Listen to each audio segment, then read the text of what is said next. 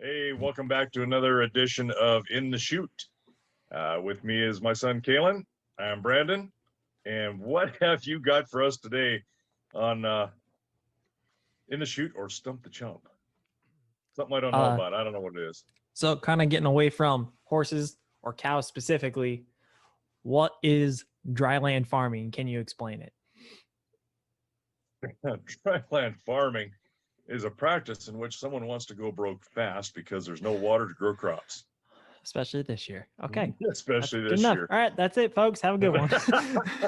Yeah, dryland farming is well, your wheat crops are really a dryland farming operation. A lot of hay.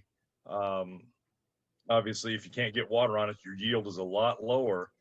But your crop has got to be either large in scale or very valuable in a small scale to make it viable. So, some of your uh, I've seen I've seen some crops of peas, lentils, all kinds of stuff that are been popular. Your pulse crops, as of last 5-6 years, some of those are producing decent dryland type yields.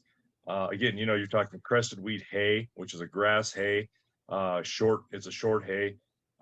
Even dryland alfalfa is done okay, depending on if you get some of that rain from the sky and are able to water it that way. But certainly your wheat crops, hard red winter wheat, some spring wheats, barley, some dryland stuff like that. But there's some limited stuff in this part of the country because our growing season is short and our weather is extremely variable, should we call it, instead of not predictable. So, this year we've only got a couple inches of rain recorded, and this is what, July 6th, July 5th, I guess, as the Yeah. recording of this. So it's really bad. It's really tough. So whenever you till the dirt, throw something in it, you hope the wind doesn't blow and you hope it rains. So I guess that brings me to a question of you're talking uh, the variation in weather in our part of the country and the lack of water. From your knowledge, is dryland farming mostly is it restricted typically to Montana, the Dakotas, Wyoming, Colorado? Because I know being in Minnesota and some of the Midwest, a lot of it's irrigated already, whether through pivots or through just plain humidity, because the nature's a whole lot more fertile, I guess, in that sense. But what where is dryland farming found most in the United States? That's a really good question. What delineates the difference between that and just a crop that is able to be sustained with Yeah, groundwater? Because there's a lot of areas, in the Midwest that are very, very humid. right. Iowa, some of those cornfields, they don't even irrigate. They don't need to irrigate, and some of them have plenty of groundwater. When I think dry land, I'm thinking that you really don't have any groundwater or surface water that's sub irrigated, meaning that just there's water right there close to the surface, and so you don't have to have any kind of a irrigation pivots or lines or wheel lines or flood irrigation, anything like that. So I really don't know the answer to that, honestly. I think dry land is what we have here because that's kind of what we grew up with, and what's here is just that, it is dry. And if it doesn't rain, it is very, very dry. We're looking at humidities this last week down there in the teens, low teens, 12-13% humidity. Well, if you got water in the ground at all, it's going to be sucked out moisture wise. That heat's going to just evaporate it if it doesn't go into the plant. So I don't know the difference in that. Hmm. Sorry. No, that's all right. So I guess that goes to another point too, is you're talking about irrigation and whatnot. Uh, where you mom, dad, where you and mom currently live is in Shepherd, which is actually right next to the Huntley Project, which was the first irrigation system that was, I guess, sponsored by the federal government back in the 1920s and 30s under FDR. Um, can you kind of explain the difference between that and dryland farming? Because obviously that involves actual irrigation where you're using flood irrigation and whatnot. Right. But what's the difference between that specifically and dryland farming to kind of help delineate things like that for people? Well, we can kind of break that down. If something is got sub irrigation to it, meaning it's just natural water underneath, I don't consider that dry land.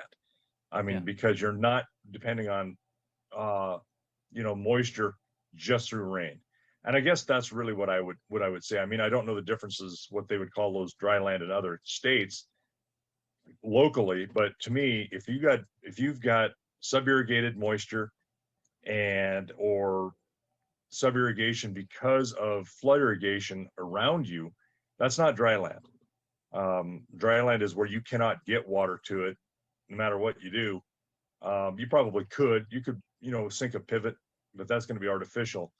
And bring some water up from a deep aquifer and sprinkle it. That now you're irrigated. You're not dry land anymore. But the Huntley project was just that. It was a WPA project after the Depression, and it made this whole Yellowstone Valley River riparian area, which is normally a sub-irrigated area anyway. And what I mean by that is there's groundwater there fairly low because the river is crossed back and forth along this valley for eons. The channels changed, and so there's a lot of gravel, still a lot of water down there. What they did is they stuck in diversion dams up above, just out of Billings and above the project, and then started diverting water all along different legs of this entire riparian area down here so that it could be irrigated and flood irrigated to start with. And it increased the productivity an enormous amount. And I don't know the numbers of that, but it was an incredible boom to some of the people who had ground here that was, it was sub irrigated, but it was, marginal. And now they can pull water out of that since the 20s. Well, it's been almost 100 years now, I guess, late 20s, early 30s, 90 years, and have been able to flood irrigate, sprinkle, pivots, you name it, in order to put higher productivity on this ground just because the water source is there now. And it was enormous, an enormous project. And I think, barring the difference between that and Lake Mead because of the Hoover Dam, same kind of thing. I mean, it's the same issue that they're facing, different scale, obviously. So, but this is one of the very first ones, if not the first one, I guess. Well, I would say part of that probably came because of the necessity that was created due to the Dust Bowl. Would you agree?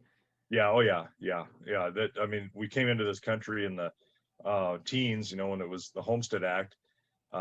Big rush of people who come from areas at 160 acres was a lot of ground, and you could sustain a family doing that, and you could till the ground because it was, once again, not arid and the wind didn't blow. Well, this country is so arid and the wind blows a lot that you lose all that topsoil.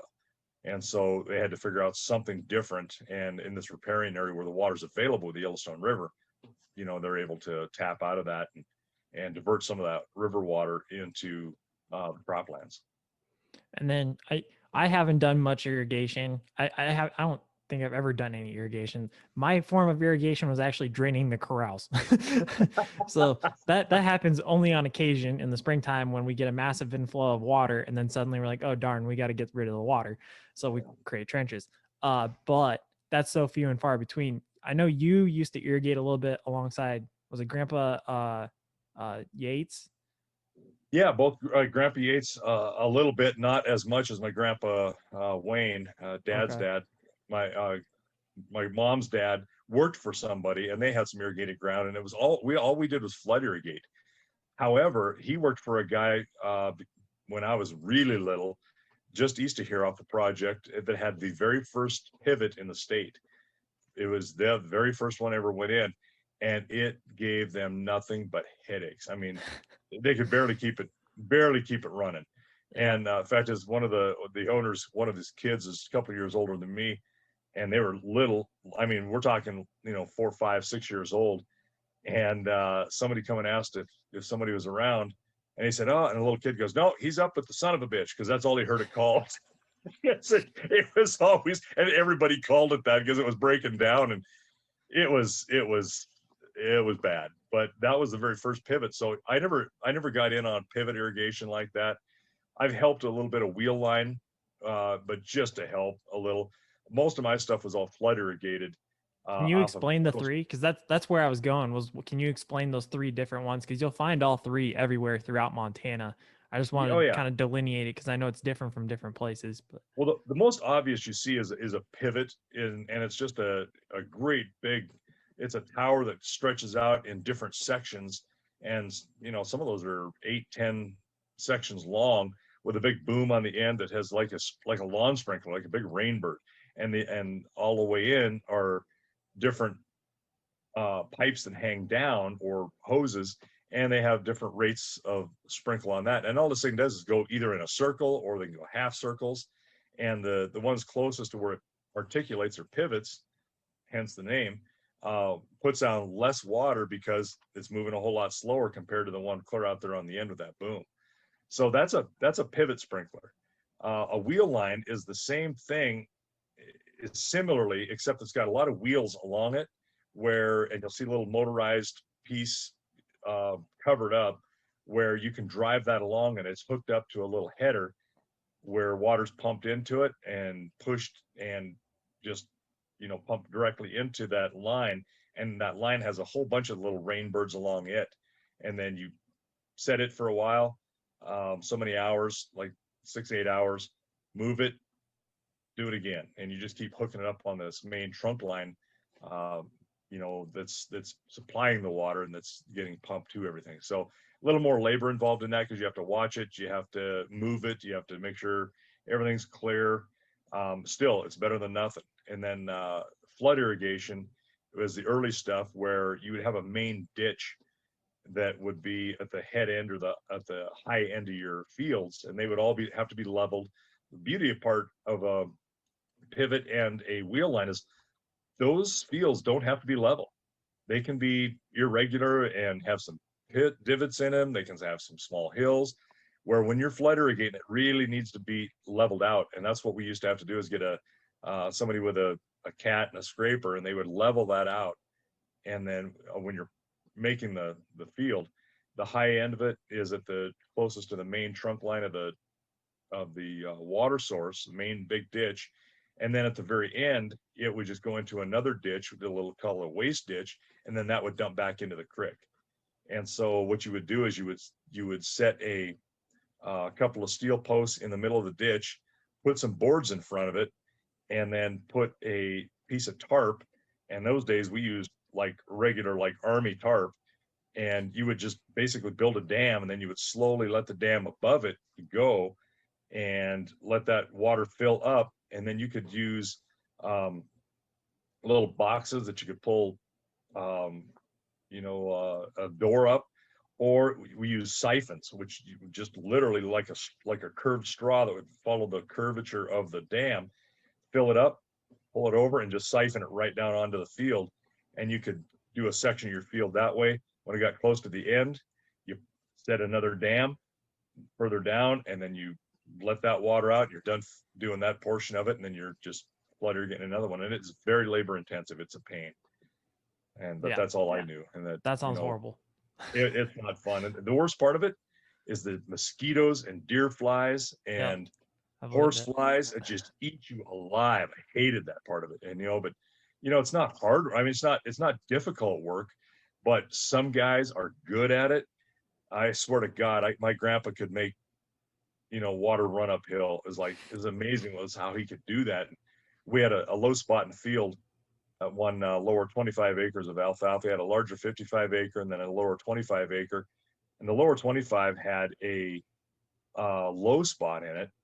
And you had to just kind of, and I didn't know it at the time. He just never said anything, he just, because I was with him all the time. And he said, it's time to pull it, because you'd walk the field and see where that water's at, how it's saturated in. You'd go down those roads between very small dikes that would go the length of it. And those dikes are probably 30 feet across between them, and they were lateral. And so you just watch it. Well, this low spot, I didn't really pay much attention to, and he didn't say anything. And then he got sick one short period of time, and I had to do the irrigating. And he came back, looked down in the fields off the top of the hill as they were driving in, and he says, kid left the water too long on that damn spot. Well, hell, I didn't know, because you could see the alfalfa was kind of yellowish a little bit, and it was like I'd flooded it and didn't realize it was going to flood. So point being is you walked those fields and you really paid attention where that water was flowing. But God, he was good at it. He made it look easy. Well, I think the biggest lesson learned here is dryland farming, not much water, and when you can water, it's gold. It is gold. You know the saying, whiskey's for drinking and water's for fighting. Yep. And there's plenty of fighting that goes on over water rights and water. We got some friends and neighbors right now that are in big fights over getting water because people up above them don't care about them and they just take the water. They don't care. Well, It's tough. yeah. With that, I think we'll put this conversation to pasture.